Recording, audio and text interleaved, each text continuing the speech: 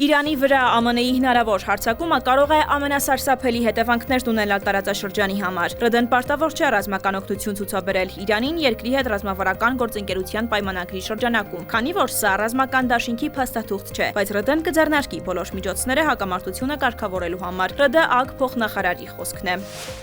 ԱՄՆ-ն միջուկային ծրագրի շուրջ ուղիղ բանակցություններ կվարի Իրանի հետ նախորդին Սպիտակ տանը Իսրայելի վարչապետ Բենյամին Նեթանյահուի հետ հանդիպմանը հաջորդած ճեպազրույցի ժամանակ հայտարարել է ԱՄՆ նախագահը։ Թրամփի խոսքով բանակցությունները կմեկնարկեն շաբաթ օրը, կանցկացվեն բարձր մակարդակով։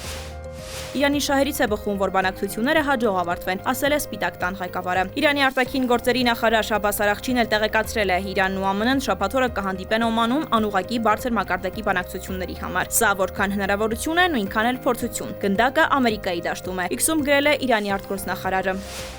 Լատվիայի իշխանությունների որոշումը զանգվածաբար քանդել պատերազմի հուշահամալիրները խայտառակություն է, Կրեմլի խոսնակն է հայտարարել։ Այսպիսի անհարգալից վերաբերմունք դրսևորելն ու ձեզ ֆաշիզմից փրկողների հիշատակի հանդեպ այդպես վարվելը խայտառակություն է երկրի համար, եւ վայ այն ժողովրդին, որ կռվում է սեփական պատմության հետ։